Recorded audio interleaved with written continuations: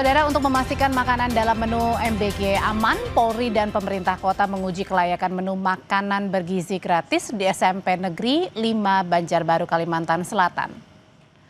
Pengawasan program makan bergizi gratis terus diperketat agar tidak ada lagi kasus keracunan. Kapolda Kalimantan Selatan Irjen Rosyanto Yuda Hermawan memastikan timnya akan memantau kualitas dan sistem pengelolaan dapur SPPG dan juga mengimbau sekolah jika mendapati makanan yang tidak layak konsumsi langsung lapor ke dapur SPPG agar langsung ditarik dan diganti dengan makanan baru.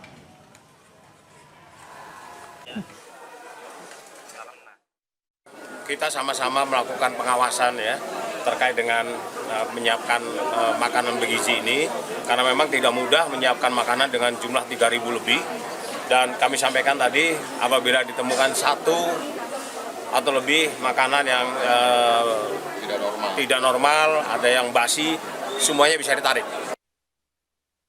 Program makan bergizi gratis MBG jadi salah satu strategi pemerintah mewujudkan ketahanan pangan dan memperkuat rantai pasok lokal. Lalu pertanyaannya, seberapa siap Indonesia benar-benar mandiri dalam penyediaan pangan untuk bisa memastikan program MBG berjalan lancar? Kita akan membahasnya malam hari ini dengan dua narasumber kami. Ada Idewa Made Agung, peneliti kebijakan publik bidang ketahanan pangan dan berkelanjutan. Selamat malam, Idewa. Selamat malam. Ada juga Ujang Komarudin, tenaga ahli utama Badan Komunikasi Pemerintah Republik Indonesia. Kang Ujang, selamat malam. Selamat malam, Mbak Udre, Bang Dewa. Ya, Bli Dewa, saya mau tanya dulu ini. Sebenarnya antara MBG dan juga ketahanan pangan, seperti apa komunikasi sederhananya atau bahasa sederhananya keterkaitan antara MBG dan ketahanan pangan ini? Ya, mungkin sebelum ke sana kita bahas dulu mengenai apa sih ketahanan pangan ya. Oke. Secara teori, ketahanan pangan atau food security itu ada 4 aspek. Yang pertama ketersediaan atau availability, barangnya ada gak nih, pangannya ada apa enggak. Yang kedua adalah akses atau affordability, mampu gak kita mengkonsumsi makanan tersebut, punya atau uang membeli ya, atau membeli ya. Okay. Yang ketiga adalah utilitas, kegunaan itu, nah ini penting, di dalamnya ada nutrisi dan ada safety. Jadi aman pangannya, nutrisinya juga cukup. Yang terakhir, baru yang keempat adalah sustainability. Gimana nih secara isu-isu keberlanjutan, apakah harming environment apa enggak? Nah, MBG dan ketahanan pangan ini tadi 4 aspeknya itu. Yang pertama, sementara kita ini secara global Food Security Index Indonesia ini masih peringkat ke 69 atau 60 dari 113. Nah, PR kita itu ada di akses, affordability. Masyarakat Indonesia mampu gak nih mengakses atau membeli makanan yang bergizi. Nah, MBG ini hadir untuk memberikan akses masyarakat Indonesia, anak-anak, ibu hamil, ibu menyusui PAUD untuk mendapatkan akses yang bergizi, makanan-makanan yang bergizi. Nah, di sisi lain, saya rasa juga di sisi availability ya atau ketersediaan, pemerintah dengan program prioritas yang lain juga terus menggenjot bagaimana untuk meningkatkan komoditas-komoditas ketersediaan pangan. Kita contohnya punya stok beras paling tinggi sepanjang sejarah. Okay. Terus hari ini atau kemarin juga kita punya sejarah baru, harga pupuk diturunkan nih oleh Presiden. Dan itu untuk apa? Untuk meningkatkan availability tadi. Jadi keterkaitannya itu akan sangat erat sebenarnya antara MBG dan ketahanan pangan. Oh, oke. Nah, tetapi kemudian sebenarnya di tengah-tengah tadi ya penerapan dari MBG sendiri, sebenarnya apa sih tantangan terbesar dalam memastikan program makan bergizi gratis ini bisa tadi tepat sasaran, efisien juga, dapat menjaga ketahanan pangan kita? Apa sebenarnya tantangan terbesarnya untuk mengkomunikasikan itu semua? Ya, nah saya mau kembali lagi ke fondasinya, tepat sasaran. Ini mungkin masyarakat kita banyak yang lupa bahwa Indonesia tahun 89 itu sudah meratifikasi namanya ratifikasi Hak Anak Internasional, Convention on the Right of the Child, yang isinya adalah ada 4. Yang pertama, negara ini tidak boleh diskriminatif terhadap anak, mau anak si kaya, anak si miskin, anak di kota, anak di daerah, haknya harus terjamin. Hak apa? Mendapatkan gizi yang baik, pendidikan yang layak, dan lingkungan. Jadi kalau ada anggapan bahwa MBG ini hanya khusus mungkin daerah-daerah tertentu misalnya, itu salah. Atau anak-anak tertentu itu salah. Nah, pada kenyataannya sebaliknya.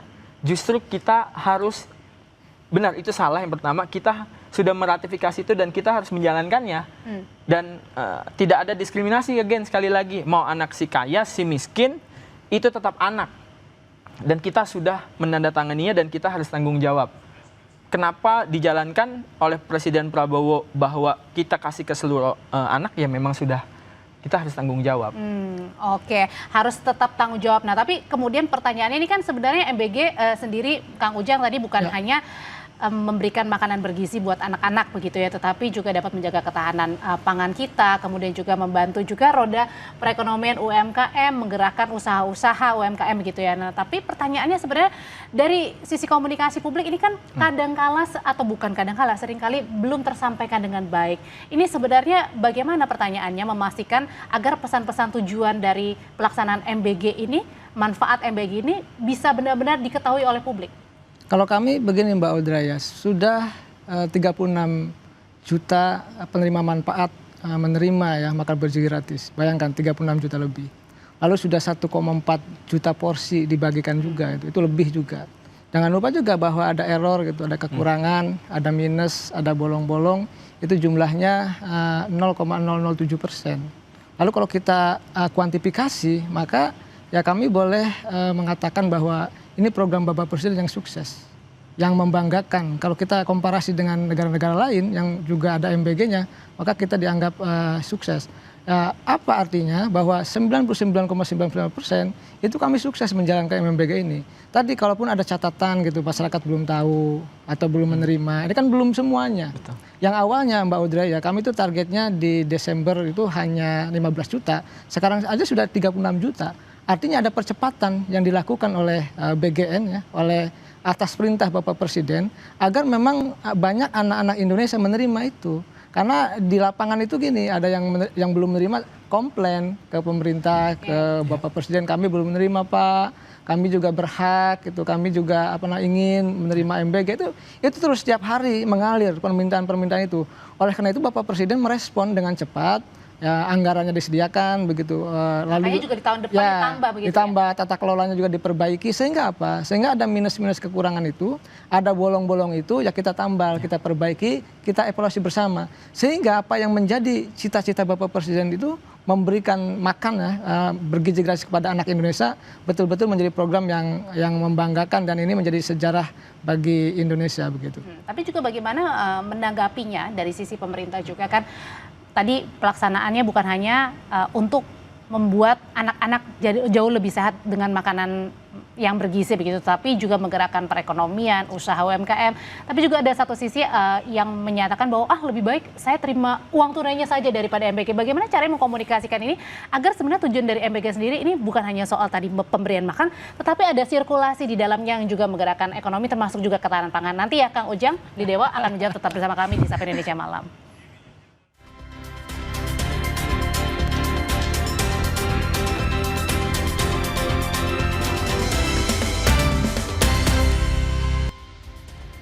Kembali di Sapa Indonesia Malam, menyambung pertanyaan saya sebelumnya, Beli Dewa, MBG ini bukan cuman kemudian memberikan anak-anak mendapatkan makanan yang lebih bergizi dan juga lebih sehat, tetapi juga ada menggerakkan roda perekonomian termasuk juga dengan menjaga ketahanan pangan. Bagaimana caranya mengkomunikasikan hal ini?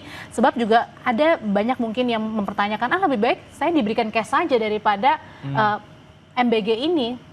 Ya, ini sejauh kita meriset ya Mbak ya, di berbagai belahan dunia itu yang menjalankan negara-negara menjalankan MBG ini memang konsepnya adalah kitchen base gitu loh, baik itu school kitchen maupun central kitchen. Nah, kalau cash, kita teman-teman mungkin harus tahu dulu pemirsa ini bahwa pelaksanaan MBG ini ada central kitchen yang mempekerjakan pekerja lokal sebesar sampai dengan 47 orang.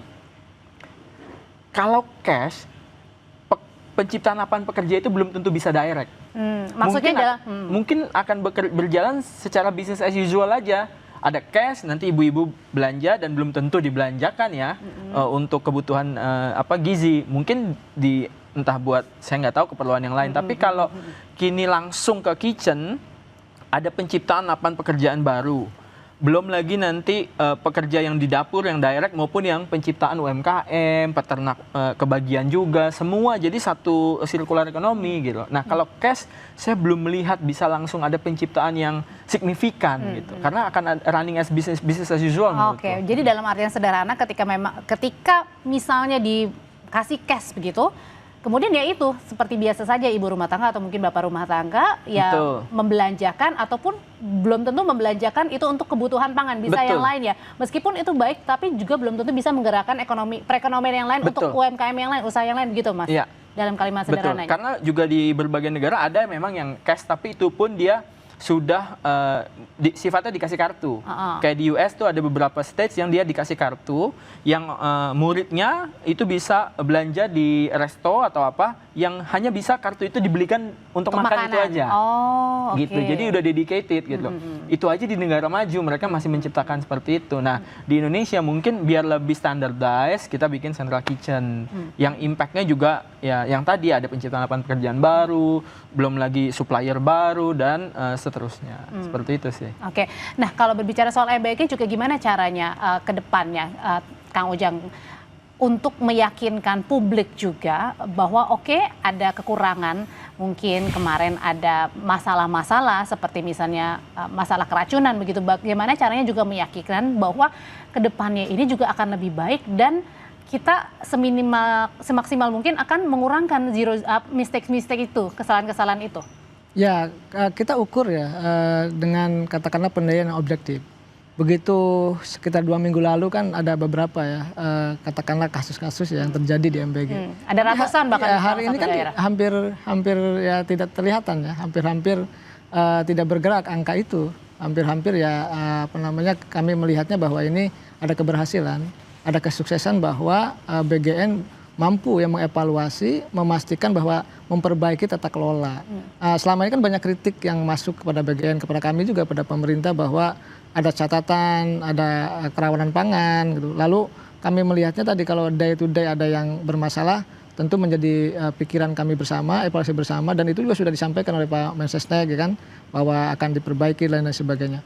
Oleh karena itu kami yakin Mbak, ini kan tadi kalau data yang kami sampaikan ini kan objektif. Pak Presiden selalu mengatakan, sampaikan data apa adanya, sampaikan jangan pernah berbohong gitu. Lalu juga terbuka saja. Ya tadi di awal sudah kami sampaikan bahwa sudah 36 juta lebih penerima manfaatnya, 1,4 miliar porsi lebih juga. Lalu juga tadi kekurangannya tuh errornya katakanlah ada 0,007%. Artinya itu 99,90% itu sukses. Nah kekurangan-kekurangan yang ada tadi kami pahami karena tidak ada program yang sempurna. Pasti ada celah, ada kekurangan untuk tadi publik atau rakyat mengkritik kami gitu. Karena tadi karena ini juga program baru berjalan setahun begitu maksudnya. Ya, tapi alhamdulillah sudah berjalan setahun pun sudah sukses luar biasa. Tadi kalau ada kekurangan, publik melihatnya tentu kita perbaiki bersama, evaluasi bersama bahwa ke depan mudah-mudahan ya tadi ya tidak ada aksiden-aksiden ke depan gitu. Mas Dewa kan juga kemudian pasti pergi ya ke beberapa daerah melihat langsung bagaimana proses produksi, kemudian pemberian makan bergizi sampai ke anak-anak. Sebenarnya yang paling rentan dilihat atau yang mungkin yang paling harus mendapatkan titik concern sekarang ini di bagian mana ya supaya tadi menghilangkan betul-betul kekurangan-kekurangan yang sebelumnya terjadi seperti misalnya masalah keracunan. Ya, jadi ada yang namanya critical control point ya. Dan kemarin juga dari Pak Kepala Badan saya dengar juga dari Bu Waka juga sudah mulai meng-up concern-concern tersebut. Misalnya yang pertama itu untuk menanggulanginya perlu ada berbagai sertifikasi yang harus dimiliki oleh SPPG. Dari mulai SLHS, HACCP, keamanan pangan, layak air dan lain-lain. Dan itu menurut saya kita patut apresiasi lah. BGN, teman-teman BGN di sini sudah mulai menyadari itu bahwa yes, memang ada berbagai macam kemungkinan yang akan terjadi di dapur untuk menciptakan akan terjadinya keracunan atau kejadian luar biasa. Tapi yang kita perlu sadari juga, setelah makanan itu diantar, di drop ke sekolah, nah di situ juga perlu ada penanganan khusus, ada pengawasan khusus bagaimana handling makanan yang diantar ke sekolah juga bisa seproper mungkin. Jadi kalau ada tray ditumpuk ditaruh nanti di depan sekolah, ditaruh di lantai, ditaruh apa. Nah, itu juga perlu kita awasi. Oh, oke. Jadi pihak sekolah pun juga perlu diedukasi bagaimana sih food handling yang baik gitu. Bagaimana nih kalau saya bisa, bagaimana itu tidak ada yang nuker misalnya, atau anak itu tetap makan yang dia kasih dari SPPG, tidak dibawa di tempat lain, tidak dicampur. Karena apapun yang kejadian di sekolah itu tetap nanti pasti larinya ke SPPG tuh gitu loh. Padahal begitu pihak SPPI-nya mendrop itu ke sekolah, apapun bisa terjadi di situ. Oh, oke. Jadi Di tengah-tengah jalan gitu ya, betul, apapun di tengah bisa jalan terjadi. ataupun di sekolah. Jadi benar-benar itu perlu ada pengawasan, dan menurut saya pelatihan terhadap guru pun penting untuk bagaimana sih menangani makanan yang baik. Naruh tray itu nggak boleh loh tanpa ada atap, nggak boleh loh ditaruh di bawah pohon, nggak boleh loh sembarangan, seperti itu sih. Oke, balik lagi soal ketahanan pangan. Ini bagaimana juga caranya agar tadi hasil dari MBG atau pelaksanaan dari MBG ini tetap juga tadi akhirnya membuat roda perekonomian jalan, terus kemudian kesanggupan masyarakatnya juga memperoleh makanan yang berkualitas iya, tapi juga kemudian dari kemudian penyediaannya juga ada, karena tadi kan ada surplus beras dan lain sebagainya. Bagaimana caranya itu tetap bisa bergerak ke arah yang positif semuanya? Ya, jadi kalau sebelum-sebelumnya ya, mungkin pemerintah bikin program fokusnya di hulu, meningkatkan produktivitas pangan A, meningkatkan produksi pangan B. Di hilirnya, off-takernya itu mungkin agak kurang diperhatikan gitu. Nah, sekarang sama presiden dibalik. Dia Seperti apa contohnya, Mbak? contohnya demand-nya disiapkan dulu. Nanti market akan adjust. Ada demand-nya, kita supplier, kita produsen, itu pasti akan adjust. Market pasti akan nyediain barangnya gitu. Yang penting ada demand-nya. Oke, contoh gini misalnya, ketika misalnya dulu kan banyak yang demo, bukan demo ya, akhirnya membuang misalnya cabai Betul. yang dari hasil petani, kemudian karena Betul. mungkin sudah rusak atau harganya tidak di luar logika begitu ya. Nah, misalnya dengan adanya ini? Dengan adanya ini sekarang bayangin satu desa bisa ada sekian puluh SPPG. Di situ petani nggak usah akan bingung. Saya ambil contoh, saya kemarin main ke SPPG Warung Kiara Sukabumi. Itu saya main ke sana, saya ketemu pertama kali petani tersebut, itu tahun lalu. Sekarang petani tersebut sudah kaya raya, Mbak. Oh. Sekarang dia sudah mempekerjakan banyak petani Karena lainnya. tidak bingung lagi mau jualnya Karena kemana nggak bingung lagi gitu. Dulu SPPG cuma satu, sekarang berapa di Sukabumi? Sekarang dia udah punya traktor, dia udah bisa punya anak buah Itu istilahnya. melalui MBG selama Melalui MBG. setahun. Karena MBG gitu loh. Dan itu baru dari petani beras, belum dari sayur, belum dari peternak. Seperti itu. Itu loh yang mungkin multiplier efeknya. Makanya kalau kita di School Meal Coalition ya, mungkin teman-teman perlu tahu juga ada School Meal Coalition di sini di seluruh dunia yang dibawahi oleh UN World Food Program. Itu ada 5 sampai 8 SDGs yang bisa terimpact karena program ini. Zero poverty, gender equality, dan lain-lain. Banyak anak-anak sekolah, terutama yang perempuan, putus sekolah gara-gara udah yang cowok aja. Ini enggak, udah ke sekolah aja nanti dapat makan. Gitu. Itu juga menurutku perlu dihitung oleh teman-teman di Badan Gizi Nasional sih. Jadi bukan cuma program kasih makan aja. Biasanya cuma kasih makan doang. Enggak, Nah, itu selama menurutku ini salah. mungkin yang kemudian di benak publik begitu ya. Betul. Singkat kalau gitu Kang Ujang, gimana caranya terakhir dengan singkat aja memastikan begitu ya antara output dari MBG ini baik bukan hanya tadi untuk memberikan makanan yang bergizi kepada anak-anak, tetapi juga menggerakkan seluruh roda perekonomian kita. Ya pasti ya, Pak Presiden itu sudah pikirkan selamatan. Jadi anak-anaknya dapat makan, lalu roda ekonominya juga berputar gitu. Lalu juga jangan lupa pengusaha-pengusahanya juga mendapatkan keuntungan, dan yang pasti adalah roda ekonomi itu bergerak di desa-desa. Saya beberapa bulan lalu ke Kalsel gitu, mengumpulkan ya teman-teman di SPPG. Mereka happy, senang. Bahkan yang dulu ada kritik pembayaran susah di yayasan gitu. Kemarin itu tersenyum lebar gitu. Kenapa? Karena memang manfaat dari MBG itu tadi. Dan sangat terbantu ya. Ya semua jadi rantai pasok semua distribusi makanan juga terjadi. Oleh karena itu kami meyakini ini program yang luar biasa dan menjadi unggulan Bapak Presiden. Tentu mohon dukungan doa restu dari seluruh rakyat Indonesia begitu. Agar memang programnya berjalan dengan baik. Kang Ujang, terima kasih untuk perspektifnya. Beli Dewa, terima kasih juga. Sama-sama Mbak Audrey. Setelah ini kami hadirkan informasi dari Presiden Prabowo Subianto yang berencana akan memasukkan bahasa Portugis dalam pelajaran sekolah di Indonesia. Apa alasannya selengkapnya di Sapa Indonesia Malam. Terima kasih.